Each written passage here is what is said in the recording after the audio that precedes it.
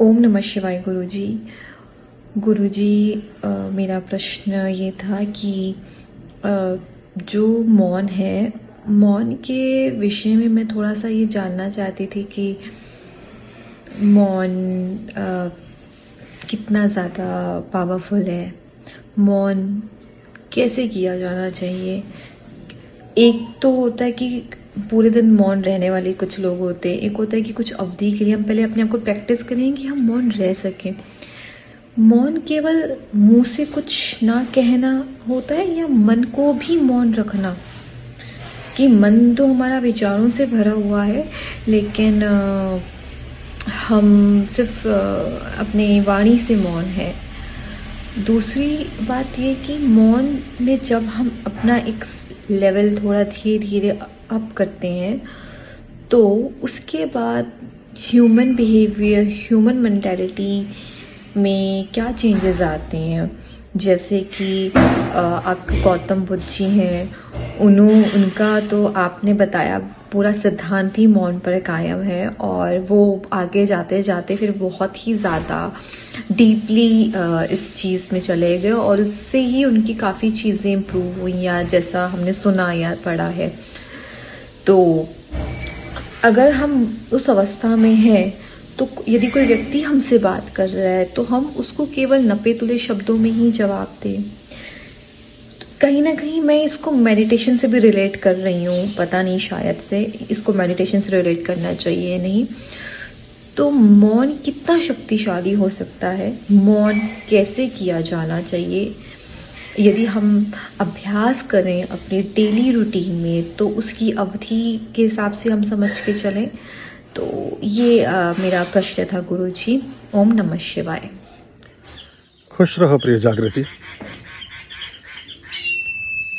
जैसा तुमने कहा और जो तुम्हारी एक बात है, जो तुमने मौन के बारे में पूछा है, तो ये सर्वविदित है कि मौन की शक्ति अपरंपार है। मौन में जो ताकत है वो बोलने में नहीं, शांति में और पीस में जो ताकत है वो उपद्रव और विप्लव में नहीं। और जितनी भी हमारी परंपराएं रही हैं, धर्म की, अध्यात्म की, साधना की, उसमें बहुत बड़ा एक जोर इस बात पर रहा है कि आप कितने शांत अंदर से हो पाते हैं। आप जितने शांत आत्मिक रूप में होंगे, जितने शांत अंदरूनी रूप से होंगे, उतनी ही बाह्य दुनिया के साथ आपकी शांति स्थापित होने की संभावनाएं बन जाएंगी। महावीर स्वामी का जो पूरा जैन धर्म है, उसमें मौन का जितना महत्व वर्णित है, इतना बहुत से अन्य ग्रंथों में नहीं। बुद्ध की देशनाओं में जो मौन की बाबत एक प्रिस्क्रिप्शन कहें या एक सलाह कहें या परामर्श कहें जो भगवान बुद्ध का है, वह अद्वितीय है, उसका कोई मुकाबला नहीं है, और उसके परिणाम भी वैसे ही हैं। तो अगर हम मौन रहना सीख जाएं तो बहुत सी चीज़ें हमारे जीवन में प्रतिफलित होती हैं। सबसे पहली बात तो ये होनी शुरू होती है कि हमारी स्मृति और हमारे बोध, हमारी बुद्धि और हमारी मेधा, इस सब में एक सकारात्मक बदलाव आना प्रारंभ होता है। हम अपने जो व्यक्तित्व से संबंधित बहुत सारे विकार हैं उनसे परे जाने लगते हैं। जो ध्यान की 112 विधियां हैं, उन 112 विधियों में प्राय बहुत सारी विधियों में मौन ही मुखर होकर के काम करता है। जब मौन होते हैं तो आप अपने मन, जब मन नहीं रहता तो जो रहता है वो मौन होता है। और जब आप मन की नहीं सुनते तो पूरे अस्तित्व की सुनते हैं। पूरी एग्जिस्टेंस आपके लिए एक सहयोगी के रूप में खड़ी हो जाती है। पूरा का पूरा जो अस्तित्व का जगत है वो आपको स्वीकार करने के लिए आगे बढ़ता है। और बहुत सारे जीवन से जुड़ी हुई ऐसी बातें, ऐसी चीज़ें सुलभ और सामान्य होने लगती हैं जो आपको कठिन लगती थी, जो आपको किसी न किसी रूप में गहरे अर्थों में प्रभावित करती थी। तो मौन में जितनी साधनाएं हैं उनका कहीं ना कहीं प्रारंभ मौन से ही होता है। मौन में अगर हम ये ध्यान रख सकें कि मन अनमना हो जाए, मन की जो अवस्थाएं हैं वो भी कहीं गिर जाएं, तो मौन का महत्व और भी कई गुना बढ़ जाता है। वो गिरता है तब जब हम लोभ और लाभ से परे हो जाते हैं, जब हम लोभ और लाभ से पृथक होकर के मूल्यवान चीज़ों के बारे में विचार करते हैं। तो ये अगर हम देख सकें तो ये बहुत अच्छा होगा। दूसरी बात इसमें एक और आती है कि मौन हमें बहुत सारे रोगों से विमुक्त करता है, बहुत सारी बीमारियों से हमें बचाता है, बहुत सारे रोगों से हमारी रक्षा करता है। तो अगर हम वास्तविक स्थितियों में मौन के साधक हो सकें, मौन को साध सकें, मौन की गहराइयों में उतर सकें, तो हमारी आत्मा का परिष्कार होता है, हमारे मन की शुद्धि होती है, हमारी चेतना का विकास होता है, हमारी बुद्धिमत्ता स्थिर होती है, हमारी मेधा, प्रतिभा और स्मृति निखरती है। तो ये बहुत एक ऐसा कीमिया है, ऐसा एक टूल है, ऐसा एक मैकेनिज्म है जो हमारे टोटलिटी में जब इन सब चीज़ों में सुधार आना शुरू होता है तो हमारे जीवन में सर्वांगीण रूप से सुधार आना प्रारंभ होता है। हम बहुत सारे मायनों में अपने जीवन को सही दिशा में अग्रसारित करने में सफल हो जाते हैं। मौन की जो बहुत गहरी विधियां हैं, उन विधियों में हम बहुत सारी समस्याओं से मुक्ति की तरफ जाते हैं। सबसे बड़ी जो समस्या सामाजिक जीवन में या एक सामान्य जीवन में है, वो हमारे भीतर का कोलाहल है, हमारे अंतर मन की अशांति है, हमारी आत्मा का उद्वेलन है। अगर हम उससे पार पा जाएं तो बहुत सारी चीज़ों से हम पार पाते हैं।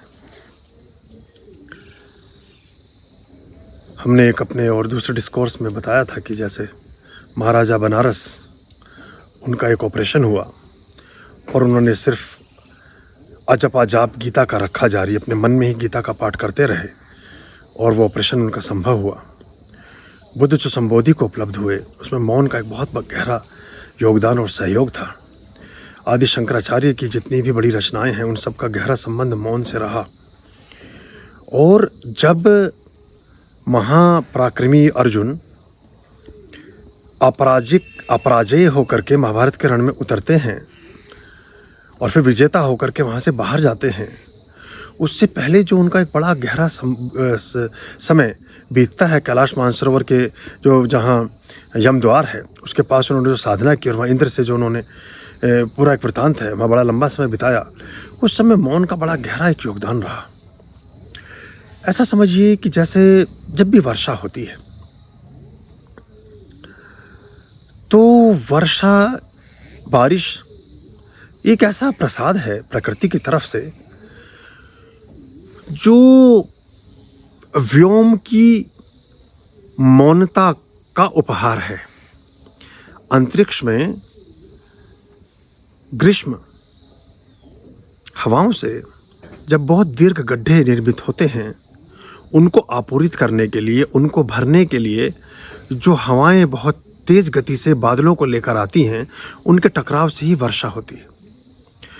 हम जब अपने मन में मौन को उतारते हैं, अपने जीवन में मौन को उतारते हैं, हम मौन के साक्षी होकर के जब अपने जीवन व्यवहार में आगे बढ़ते हैं, तो एग्जिस्टेंस, अस्तित्व का जितना भी वर्तुल है वो आपके गड्ढों को भरने के लिए आपके जीवन की तरफ दौड़ पड़ता है, अब ये गड्ढे आपके अभाव हो सकते हैं, ये गड्ढे आपका क्रोध हो सकता है, ये गड्ढे आपकी तृष्णा हो सकती है, ये गड्ढे आपका वैमनस्य हो सकता है, ये गड्ढे आपकी वासना हो सकती है, ये गड्ढे आपका तिरस्कार हो सकता है, ये गड्ढे आपकी लालसा हो सकते हैं, ये गड्ढे आपका लोभ हो सकते हैं, ये गड्ढे आपका किसी न किसी प्रकार का एक ऐसा आयाम हो सकते हैं जिसने आपके जीवन में उथल पुथल मचा रखी है, जिसने आपके जीवन को गहरे अर्थों में प्रभावित कर रखा है। उससे आप उभर जाते हैं, उससे आप उभर जाते हैं। थोड़ा कठिन है, जैसे मैं कहता हूं कि सादगी, साधारण होना सबसे कठिन काम है। ऐसे ही जब हम कुछ भी नहीं करते और शून्य को उपलब्ध होते हैं, शून्य के साक्षी होते हैं, ये एक कठिन बात है, ये एक कठिन अवस्था है, ये एक कठिन परिस्थिति है। इसके लिए हमारे मन की तैयारी कभी हो नहीं पाती। हम बचपन से ही जिस तरह की परवरिश पाते हैं उसमें हम सदा सर्वदा किसी न किसी तरह के कोलाहल से, किसी न किसी तरह के विक्षेप से, किसी न किसी तरह के उपद्रव से, किसी न किसी तरह के सचेष्ट कर्मों से इतने सघन रूप से घिरे रहते हैं कि उससे विमुक्ति का मार्ग, विमुक्ति का अभ्यास, विमुक्ति का स्वभाव, विमुक्ति की आदतें हमें कभी विकसित नहीं हो पाती। हम सदा सर्वदा किसी न किसी प्रलाप में संलिप्त ही रहते हैं और ये प्रलापों में संलिप्तता ही हमारे बहुत सारे दुखों का, हमारी बहुत सारी परेशानियों का, हमारी बहुत सारी व्याधियों का और हमारे संबंधों में बहुत सारे विकारों का एक मुख्य कारण है। और इन सब का उन्मूलन समग्र रूपेण यदि कोई हमारे चित्त की अवस्था, हमारी बॉडी माइंड सोल में की जाने वाली क्रिया की कोई क्रिया सक्रिय रूप से कोई परिणाम उत्पादित करती है तो वह सिर्फ और सिर्फ और सिर्फ और सिर्फ मौन है। जब छोटे बच्चों को, जो माताएं जिनके छोटे बच्चे हैं उन बच्चों को मौन रहना सिखाती हैं तो वो बच्चे बहुत शीघ्रता से अपने अध्यायों को, अपनी विद्या को, अपनी बुद्धि को समझ पाते हैं। उनका स्मृति बहुत तीव्रता से विकसित होता है। उनका दिमाग बहुत कुशाग्र होता है, वो बहुत मेधावी और प्रतिभाशाली बनते हैं। तो ये बच्चों में हर समय बोलते रहना, या तो परिवार में किसी व्यक्ति का, या बच्चों का हर समय ही किसी बात को करते रहना, या किसी चल रही क्रिया को हर समय देखते ही रहना, जैसे कोई वीडियो गेम चल रहा है, कोई टेलीविज़न पे कार्टून नेटवर्क, कुछ भी ऐसी चीज़ का चलते जाना, यह आपके मन में इतनी तरह के विचारों, इतनी तरह की सूचनाओं, और हर सूचना आहार है, ये मानकर चलिएगा। जैसे शरीर का आहार है, ऐसे मन, बुद्धि, चेतना और आत्मा का भी आहार है।